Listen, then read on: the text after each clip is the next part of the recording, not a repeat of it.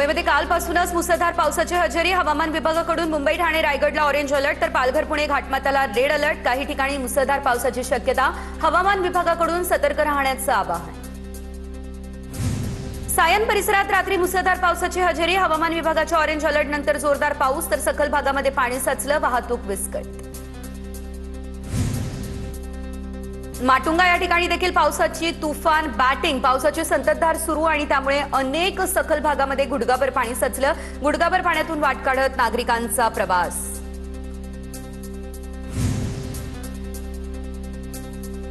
मुंबईमध्ये पहाटेपासून जोरदार पावसाला सुरुवात. विलेपार्ले, सांताक्रूज भागामध्ये मुसळधार पावसानं हजेरी लावली. वाहतूक सुरळीत असली तरी हवामान विभागाकडून सतर्कतेचं आवाहन. मुंबईमधील विक्रोळी आणि घाटकोपर परिसरामध्ये मुसळधार पावसानं हजेरी लावली. अनेक ठिकाणी रस्त्यांवरती पाणी साचलं, त्यामुळे वाहतुकीचा वेग मंदावला. नागरिकांना काळजी घेण्याचं आवाहन. मुंबईमध्ये सुरू असलेल्या पावसामुळे आता लोकल सेवेवर परिणाम झालाय. मध्य रेल्वेच्या गाड्या सुमारे 10 मिनिट उशिरा. हार्बर मार्गावरील गाड्या 5 ते 10 मिनिट उशिरानं सुरू. पश्चिम रेल्वेवरील लोकलची सेवा ही सध्या वेळापत्रकानुसार सुरळीत सुरू. मुंबईमध्ये पावसानं पुन्हा जोरदार हजेरी लावलेली आहे. हिंदमाता परिसरातही पाणी साचलं. मुंबईसाठी ऑरेंज अलर्ट, नागरिकांना काळजी घेण्याचं आवाहन. मुंबईमध्ये सुरू असलेल्या पावसामुळे लोकल रेल्वे सेवेवरती किरकोळ परिणाम झालाय. मध्य रेल्वेच्या गाड्या 10 मिनिट उशिरानं धावतायत, तर हार्बर मार्गावरील गाड्या 5 ते 10 मिनिट उशिरानं. पश्चिम रेल्वेवर सध्या तरी कुठला परिणाम नाही. पालघर शहरातील एका चाळीची भिंत कोसळली. महिलेचा मृत्यू झाला. पालघर शहरातील आगरीपाडा परिसरातली घटना. राबिया सय्यद या 47 वर्षीय महिलेचा भिंतीच्या ढिगाऱ्याखाली दबल्यानंतर उपचारावेळी मृत्यू झाला. मालाड पूर्व या ठिकाणी संरक्षक भिंत कोसळली आहे. भिंत कोसळली त्यामुळे अनेक दुचाकींचं नुकसान झालंय. घटनेमध्ये कुणी जखमी झालेलं नाही. पनवेल या ठिकाणच्या कामोठ्यात सिद्धी सोसायटीमध्ये एका घरातील बेडरूमचा स्लॅब कोसळलाय. 39 वर्षीय सुरेश लोखंडे यांचा मृत्यू झालाय, तर 12 वर्षीय मुलगी जखमी झालेली आहे. सुरेश लोखंडे आणि त्यांची मुलगी बेडरूममध्ये झोपलेली असताना स्लॅबचा भाग कोसळलाय. पावसामुळे आता रायगडच्या माळगाव शहराचा मुख्य कचेरी रोड जलमय झालाय. प्रशासनाकडून तातडीच्या उपाययोजनांची मागणी केली जाते. रायगडच्या पेणमध्ये कळवे-जोहे या मार्गावरती पाणी साचलं, त्यामुळे 4 गावांचा संपर्क तुटलाय. संपर्क तुटला त्यामुळे नागरिकांचं जनजीवन विस्कळीत झालं. निवेदनं देऊन देखील सार्वजनिक बांधकाम विभागाकडून उपाययोजना केल्या जात नाहीये. संतप्त ग्रामस्थांनी कळवे-जोहे मार्ग रोखला. रायगडमध्ये मुसळधार पावसाचा कहर. नद्यांच्या पाणी पातळीमध्ये वाढ झालेली आहे. माणगावची काळ नदी, कळंबी आणि सावित्री नद्यांच्या पाणी पातळीत वाढ झाली आहे. सलग पावसामुळे नदीकाठच्या गावांना सतर्कतेचा इशारा. प्रशासन अलर्ट मोडवर आहे. रत्नागिरीला पुढील 3 तास पावसाचा रेड अलर्ट आहे. 2 ते 5 जुलैपर्यंत रत्नागिरीला ऑरेंज अलर्ट. पुढील काही तासांमध्ये मुसळधार ते अतिमुसळधार पावसाची शक्यता आहे. सखल भागात पूरसदृश्य परिस्थिती निर्माण होण्याचा धोका आहे. किनारपट्टी भागामध्ये वेगवान वारे वाहण्याची शक्यता आहे. नागपूरसह विदर्भातील काही जिल्ह्यांना पावसाचा ऑरेंज अलर्ट. पुढील 48 ते 72 तासांमध्ये विदर्भात समाधानकारक पावसाची शक्यता. हवामान विभागाकडून जुलै महिन्यामध्ये समाधानकारक पावसाची शक्यता. पुणे या ठिकाणच्या शेलाईवड चौकामध्ये झाड कोसळलं. रस्ता ओलांडताना एक मुलगी थोडक्यात वाचली. अग्निशमन दलाचे जवान घटनास्थळी दाखल. कोल्हापूर शहरातील ताराबाई पार्कमधील झाडाची पडझड झाली आहे. झाड पडलं त्यामुळे 1 जण किरकोळ जखमी, तर 3 वाहनांचं मोठं नुकसान झालं. झाड भर रस्त्यामध्ये पडलं त्यामुळे वाहतूक काही काळासाठी विस्कळीत झाली. नाशिक या ठिकाणच्या मेन रोड परिसरात धोकादायक वाडा कोसळला. वर्दळीच्या आणि मध्यवर्ती परिसरातील ही घटना. घटनेपूर्वी वाड्याच्या परिसरातून निवृत्तीनाथांची पालखी गेली. प्रशासनाकडून वारंवार नोटिसा देऊनही वाड्यामध्ये लोकांचं वास्तव्य होतं. जळगाव शहरातील रथ चौकामध्ये जीर्ण इमारतीचा काही भाग कोसळला. इमारतीचा जीर्ण भाग पडून 4 चाकी वाहनाचं मोठं नुकसान झालेलं आहे. सिंधुदुर्ग जिल्ह्यामध्ये मुसळधार पाऊस आणि या पावसामुळे कणकवलीमधील जाणवली आणि वाघबे नदीच्या पाणी पातळीमध्ये वाढ. नदीकाठच्या गावांना सतर्कतेचा इशारा. साधारणतः महिनाभराच्या प्रतीक्षेनंतर नंदुरबारमध्ये जोरदार पाऊस. सारंगखेडा परिसरामध्ये मुसळधार पाऊस झाला. शेती आणि रस्ते जलमय.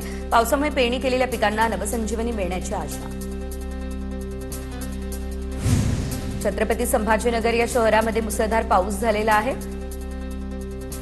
शेतकऱ्यांना मात्र मोठ्या पावसाची अपेक्षा आहे. पावसामुळे वातावरणामध्ये गारवा निर्माण झाला आहे. जालन्याच्या बदनापूर तालुक्यामध्ये विविध ठिकाणी पावसाची पावसाने हजेरी लावली आणि त्यामुळे कपाशीसह इतर पिकांना जीवदान मिळालं। शेतकरी बांधवांना दमदार पावसाची प्रतीक्षा कायम आहे।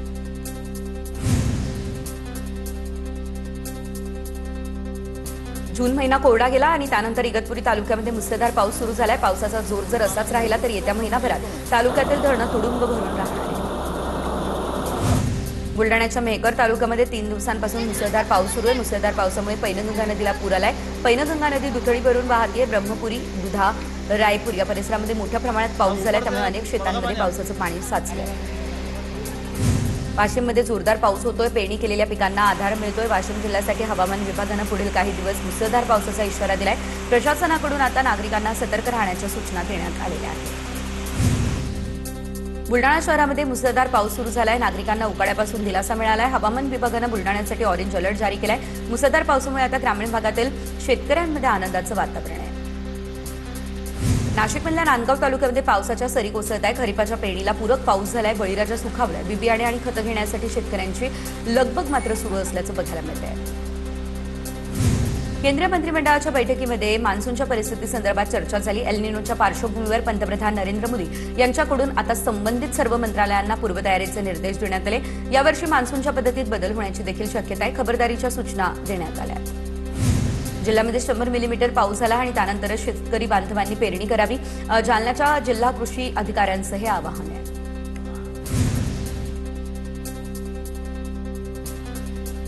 जळगाव या ठिकाणी मतदार यादी पुनरावलोकनासाठी जिल्हाधिकारी फील्डवरती उतरले आहेत, तर बीएलओच्या कामाचा थेट आढावा घेण्यात आलाय। मतदार यादी पुनरावलोकनात एकाच दिवसामध्ये 45,000 ऑनलाईन फॉर्म भरण्यात आले आहेत। तर अकोला या ठिकाणी ओबीसींचा जिल्हाधिकारी कार्यालयावर एल्गार। स्वतंत्र जातनिहाय जनगणनेसाठी आंदोलक आक्रमक। मागणी मान्य न झाल्यास जनगणना प्रक्रियेवर बहिष्कार टाकण्याचा आंदोलकांचा इशारा।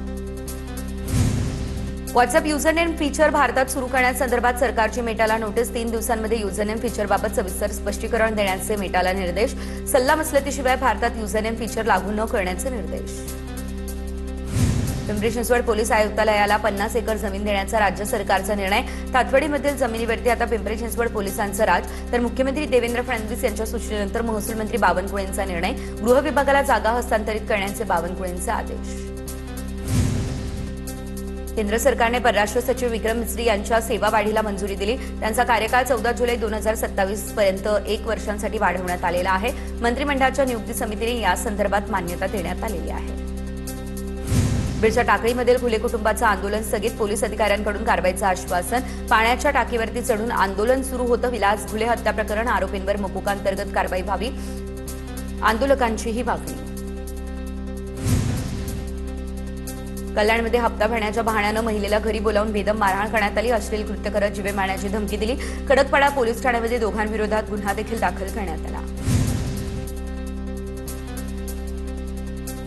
आंबिवली स्टेशन परिसरामध्ये इराणी टोळीची भर रस्त्यामध्ये गुंडगिरी बघायला मिळाली आहे। कट मारण्याच्या किरकोळ वादातून रिक्षा प्रवास करणाऱ्या प्रवाशाला भर रस्त्यात मारहाण केली। खडकपाडा पोलिसात या संदर्भात गुन्हा दाखल झाला।